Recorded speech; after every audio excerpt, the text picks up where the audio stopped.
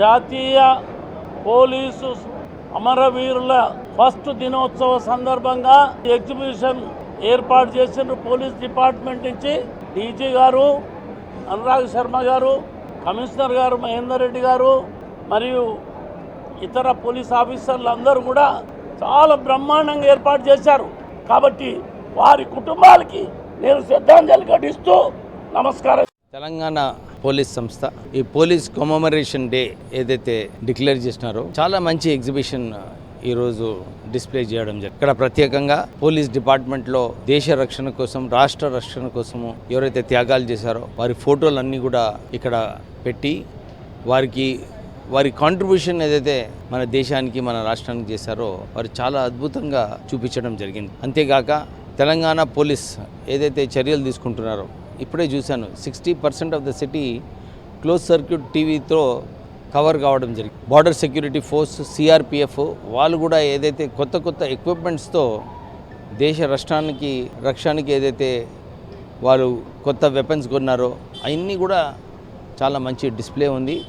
నిజంగా పోలీస్ డిపార్ట్మెంట్కి అభినందనలు చెప్తూ రాష్ట్ర ముఖ్యమంత్రి గారు ఏదైతే పోలీస్ డిపార్ట్మెంట్కి ఎక్కువ నిధులు ఇచ్చి వారికి ప్రోత్సహిస్తున్నారో, ఎందుకంటే లా అండ్ ఆర్డర్ బాగుంటే కామన్ ప్రజలు ఎవరైతే ప్రజలు ఉన్నారో వాళ్ళందరికీ కూడా భయపడకుండా వారి పని చేసుకోవచ్చు, తిరగవచ్చు అని ఆ అంశంతో పోలీస్ డిపార్ట్మెంట్కి స్ట్రెంథెన్ చేయడం జరిగింది.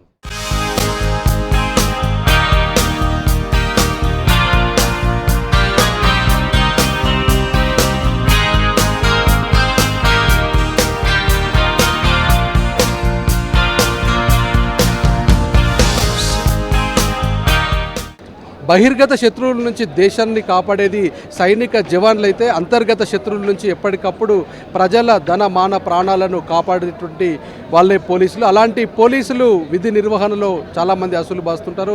అలాంటి అసలు బాసిన పోలీసులను గుర్తు చేసుకుంటూ అక్టోబర్ 21ని వాళ్ళ యొక్క సంస్మరణ దినోత్సవంగా జరుపుకోవడం ఆనవాయితీగా వస్తుంది. 1959 అక్టోబర్ 21న లడఖ్లో కొంతమంది కేవలం 10ల సంఖ్యలో ఉన్న జవాన్లు చైనీస్ నుంచి వచ్చినటువంటి మొత్తం జవాన్లను అడ్డుకున్నారు. వందలాది మందిగా వచ్చిన సైనికులను అడ్డుకొని కొంతమంది అసూలు బారారు, మరి కొంతమంది అరెస్ట్ కావడం జరిగింది. ఆ ఒక్క దినాన్నే అక్టోబర్ 21 1959నే మొత్తం కూడా ఇలాంటి అమరవీరుల దినోత్సవంగా ప్రకటించారు. దాని తర్వాత అక్టోబర్ 21 1959లో ఇన్సిడెంట్ జరిగిన తర్వాత అప్పటి సిఆర్పిఎఫ్ పోలీసులు చాలామంది మృతి చెందిన వాళ్ళతో పాటుగా కొంతమంది అరెస్ట్ కావడం జరిగింది. ఆ తర్వాత 1960 అక్టోబర్ 21 నుంచి అఫీషియల్గా దీన్ని మొత్తం పోలీసు అమరవీరుల దినోత్సవంగా జరుపుకోవడం ఆనవాయితీగా వస్తుంది. అప్పుడు కొంతమంది సోల్జర్స్ ఎవరైతే ఈ రికాగ్నిషన్ని పార్టీ సంబంధించి వాళ్ళ పార్టీలో అసూలు బాసినటువంటి వాళ్ళని అందరినీ కూడా గుర్తు చేసుకుంటూ వాళ్ళకి సంబంధించినటువంటి వాళ్ళందరినీ కూడా ఎప్పటికప్పుడు స్మరించుకోవడం ఒక అదిగా వస్తుంది. Soldiers who made supreme sacrifice అనేది వాళ్ళని మొత్తం ఇలాంటి ఈ ఇన్సిడెంట్ జరిగిన తర్వాత ప్రతి ఏటా ఎవరైతే జవాన్లు కావచ్చు, సిఆర్పిఎఫ్ జవాన్లు కానీ, లేదంటే పోలీసులు, లా అండ్ ఆర్డర్ పోలీసులు కానీ, వివిధ విభాగాల్లో ఉన్నటువంటి పోలీసులు వాళ్ళ యొక్క పనిలో భాగంగా లేదంటే విధి నిర్వహణలో భాగంగా గుర్తున్న వాళ్ళందరినీ కూడా చేస్తారు. హాట్ స్ప్రింగ్స్ మ్యాట్రిస్ మెమోరియల్ ఇది. ఈ మెమోరియల్ దాన్ని అక్కడ ఏదైతే చైనీస్ ఇన్సిడెంట్ జరిగినప్పుడు అక్కడ కేవలం ఆ రోజు అక్టోబర్ 21, 1959లో రాత్రి మొత్తం కూడా సుమారు 24 గంటల పాటు వందలాది మంది సైనిక జవాన్లకు ఎదురొడ్డి పోరాడి వీర మరణం పొందిన ఆ జవాన్లకు గుర్తుగా అప్పట్లో ఈ స్మారక స్తూపాన్ని నిర్మించిన తర్వాత దేశవ్యాప్తంగా అక్టోబర్ 21 పోలీసు అమరవీరుల దినోత్సవం జరుపుకోవడం అనేది రివాజుగా వస్తోంది.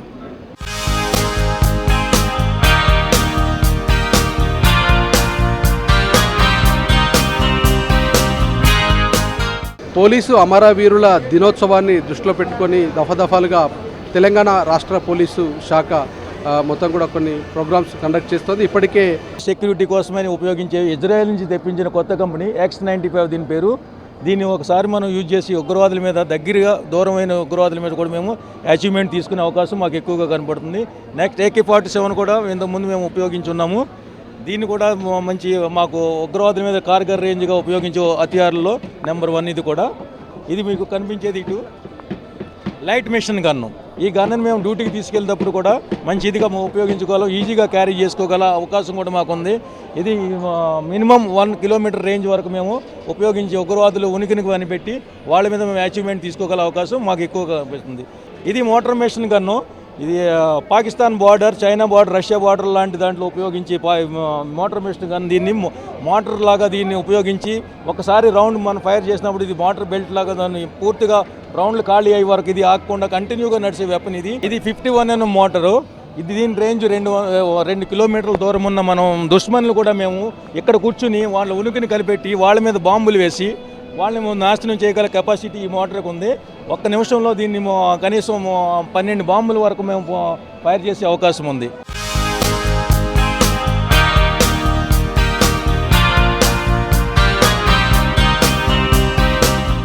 ఆర్మర్డ్ రిజర్వ్ పోలీస్ సంబంధించినటువంటిది. బందోబస్తులో కానీ లేదంటే ఎక్కువగా డ్యూటీస్లో కానీ అల్లర్లు జరిగినప్పుడు కానీ ఆందోళనలు జరిగినప్పుడు ఆర్మర్డ్ రిజర్వ్ ఫోర్సెస్ ఎక్కువగా వస్తుంటాయి. అందులో భాగంగా ఉన్నటువంటి ఇవన్నీ కూడా ఇక్కడ ఒక అధికారి ఉన్నారు. మొత్తం చెప్పండి.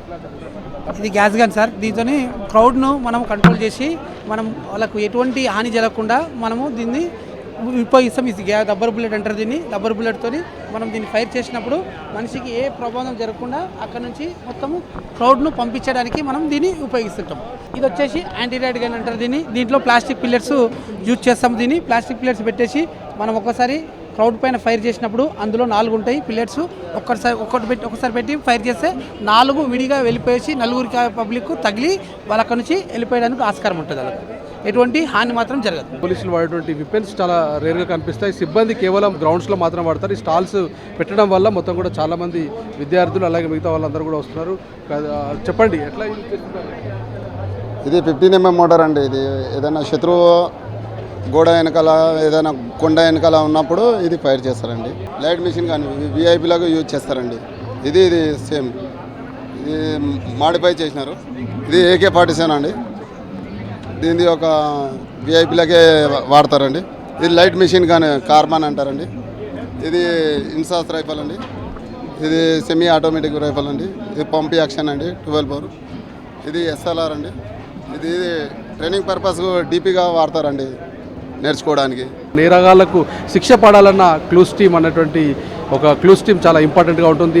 నేరస్తులు నేరాలు చేసిన తర్వాత వాళ్ళు వదిలినటువంటి సంఘటన స్థలంలో వదిలిన క్లూస్ కావచ్చు, అలాగే అక్కడ ఉన్నటువంటి వాటిని మొత్తం తీసుకొని కంక్లూడ్ చేసి వాటిని కోర్టులో సమర్పించిన తర్వాత శిక్షలు పడడం కావచ్చు. దాంట్లో పూర్తి స్థాయిలో క్లూస్ టీమ్ కీలక పాత్ర పోషిస్తుంది. ప్రస్తుతం మనతో పాటుగా clues team chief Hyderabad Venkanna గారు ఉన్నారు. సార్ చెప్పండి.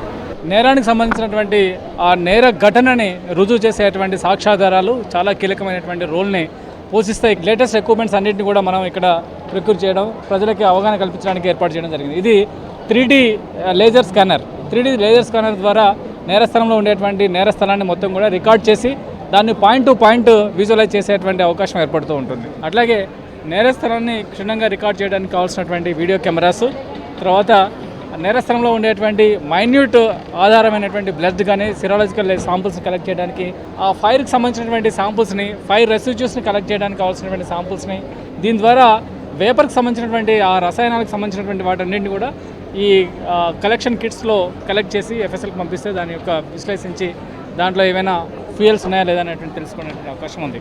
అమెరికా నుంచి తెప్పించినటువంటి ఈ రూబీస్ అనేది రిఫ్లెక్టెడ్ అల్ట్రావైలెట్ ఇమేజింగ్ సిస్టమ్ అయినటువంటి ఈ ఎక్విప్మెంట్ ద్వారా నేరస్థలంలో ఎలాంటి పౌడర్స్ బ్రష్ అప్లై చేయకుండానే నేరస్థలంలో ఉండేటువంటి నేరానికి సంబంధించినటువంటి నేరస్తుడికి సంబంధించినటువంటి ఆ ఛాన్స్మెంట్స్ని చూసేటువంటి ఒక ఎక్విప్మెంట్ రూబీస్ అనేటువంటిది హైదరాబాద్ సిటీ పోలీస్ కలిగి ఉన్నది. క్లూస్ టీమ్ సంబంధించిన దాంట్లో చాలా కీలకంగా వివరించిన క్లూస్ టీమ్ ఇది.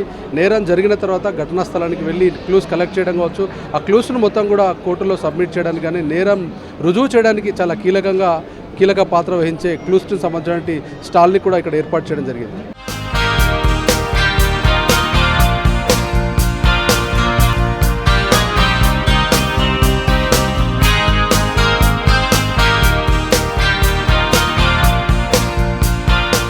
సైబర్ క్రైమ్స్ జరిగినప్పుడు ఆ నేరాలను ఎలా అరికడతారు, దానికి సంబంధించిన విషయాలపైన మనతో మాట్లాడడానికి పోలీసు అధికారులు ఇక్కడ ఉన్నారు. వాళ్ళని అడిగి తెలుసుకుందాం. సార్ చెప్పండి, అంటే ఎట్లా ఫైండ్ అవుట్ చేస్తుంటారు, ఎట్లాంటి నేరాలు జరుగుతాయి? ఇది యూఫెడ్ అంటారండి. ఇది యూఫెడ్. దీనికి సంబంధించి ఈ టూల్ ప్రత్యేకత ఏంటంటే చైనీస్ ఫోన్ నుండి మొదలైతే ఐఫోన్ వరకు ప్రతి ఫోన్కి సంబంధించిన అందులో ఉన్న డేటా, అంటే అది ఫోన్ కొలాప్స్ అయినా రన్నింగ్లో ఉన్న ఎవ్రీ డేటా మనకు రిట్రైవ్ చేసుకోవచ్చు. మెసేజ్లు కానీ ఫోన్లు మెసేజ్లు ఈమెయిల్స్ ఫోటోగ్రాఫ్స్ ఎవ్రీథింగ్ దీని నుండి రికవరీ చేయొచ్చు. ఈ సెల్ ఐడి ఎక్స్ట్రాక్టర్ అంటారంటే ఇది అఫెన్స్ జరిగినప్పుడు సీన్ ఆఫ్ అఫెన్స్కి వెళ్ళినప్పుడు సస్పెక్టెడ్ పర్సన్ని అక్యూజ్డ్ పర్సన్ నారో డౌన్ చేస్తాం అన్నట్టు. అంటే సెల్ ఐడి ఏ టవర్ కింద ఉన్నాడు almost we'll reach that suspected person. అది వచ్చేసి XRY మొబైల్ ఎక్స్ట్రాక్టర్ అండి. ఇది కూడా చైనీస్ మొబైల్ ఆల్ మొబైల్ సంబంధించిన డేటా మనం రిట్రైవ్ చేయొచ్చు.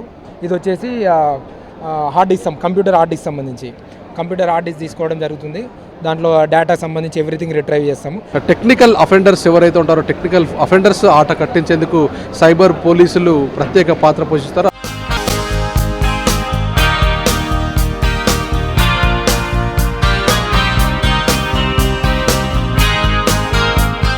విఐపీలు వివిఐపీలు రాజకీయ ప్రముఖులు నాయకులు వచ్చినప్పుడు ముందుగా ఆ ప్లేస్ని వెళ్ళి ఫైండ్ అవుట్ చేసేది, అలాగే ఆ ఏరియాకు వెళ్ళాలా వద్దా, అలాగే థ్రెట్ పర్సెప్షన్స్ ఉన్నాయా లేదనేది గ్రీన్ సిగ్నల్ ఇచ్చినటువంటి ప్రత్యేక విభాగం.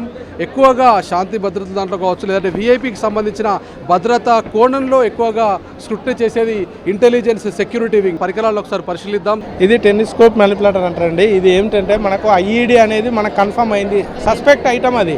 దాని దగ్గరికి వెళ్తే మనము బ్లాస్ట్ అయింది అనుకోండి మన ప్రాణాలు కోల్పోతాం. కాబట్టి దీని యొక్క ఆపరేటింగ్ తోటి ఆ సస్పెక్ట్ ఐఈడి ఏదైతే ఉంటుందో దాన్ని రిమోట్లీ ఆపరేటింగ్ చేస్తూ ఒక వెహికల్కి కానీ తీసుకెళ్లి వెహికల్లో పెట్టడానికి ఇది ఉపయోగించుకుంటాము. రెడ్గా ఉండేది బాంబు రింగ్ అంటాము. ఈ యొక్క బాంబు రింగ్లో ఆ సస్పెక్ట్ ఐఈడిని వేసామనుకోండి, ఒకవేళ అది పేలినా కూడా ఏమవుతుందంటే దాని యొక్క ప్రెజర్ని ఇది తగ్గించి అందులోనే కన్సీల్ చేసుకుంటుంది అన్నట్టు. ఇది RTR4 ఇమేజ్, ఇది జనరేటరు, ఇది ల్యాప్టాప్. దీని ద్వారా ఇమేజ్ తీసినప్పుడు ఎక్స్రే ఏ విధంగా తీస్తే మన బాడీలో స్కానింగ్ అయ్యి బోన్స్ ఏర్పడుతుంటాయో ఆ బ్యాగులో కానీ సస్పెక్ట్ సూట్ కేసులో కానీ ఏవైతే ఐటమ్స్ ఉన్నాయో అందులో ఎక్స్ప్లోజివ్ ఉందా లేదా, ఉంటే ఏ కలర్లో కనబడుతుంది, బ్యాటరీ ఉందా లేదా అనేది దానిలో ఇమేజ్ తీసుకొని అందులో ఎక్స్ప్లోజివ్ ఉందా లేదా అని కనిపెట్టడం కోసం లోపలి భాగాలను తెలుసుకుంటామండి. కారు కింది భాగంలో ఏమన్నా ఐఈడి కానీ బాంబు కానీ పెట్టారేమని మనం దీన్ని ఓపెన్ చేసుకొని ఎక్స్టెన్షన్ చేసుకొని కారు కిందికి ఈ యొక్క మిర్రర్ను పంపించి దాని యొక్క కారు కింది భాగంలో ఏమన్నా సస్పెక్ట్ ఐఈడి ఉందా అనేది ఈ అద్దం ద్వారా మనకు కనబడుతుంది. నెక్స్ట్ ఇది DSMD సార్. భూమిలో పాతిపెట్టిన చెట్ల కుప్పలలో ఏమన్నా క్లైమర్ మైన్స్ కానీ ఏమన్నా ఉన్నా కూడా ఇది డిటెక్ట్ చేస్తుంది. నెక్స్ట్ ఇది NLJD అంటాం సార్. ఈ NLJD అనేది ఏంటంటే రేడియో ఫ్రీక్వెన్సీ ద్వారా రిమోట్లీ ఆపరేట్ అయ్యే వస్తువులు ఏదైతే ఉంటుందో సార్ దాన్ని ఇది డిటెక్ట్ చేస్తుంది. ఇది ఎక్స్ప్లోజివ్ డిటెక్టర్ సార్. మనం ఐఈడిలో ఎక్స్ప్లోజివ్ కంపల్సరీ, అది పేలుడు పదార్థం పెట్టిందంటే దానికి ఒక స్మెల్ అనేది ఉంటుంది సార్. ఆ స్మెల్ను ఇది వాసన పసిగట్టి ఏ ఎక్స్ప్లోజివ్ వచ్చింది ఏం కథ అనేది మనకి డిస్ప్లేలో మనకు చూపిస్తుంది సార్. ఇది పీపుల్స్ ప్లాజాలో ఉన్నటువంటి స్టాల్స్ మొత్తంలో ఉన్నటువంటి విషయాలు, అలాగే ఏ పోలీసులు ఎలాంటి స్టాల్స్ ఎస్టాబ్లిష్ చేశారు, పోలీసు విభాగాలకు సంబంధించినటువంటి వాళ్ళకి సంబంధించిన ప్రత్యేక విభాగాలను పరిచయం చేసే ప్రయత్నం చేశాం. కెమెరామెన్ నాగరాజ్తో సంపత్, V6 న్యూస్, హైదరాబాద్.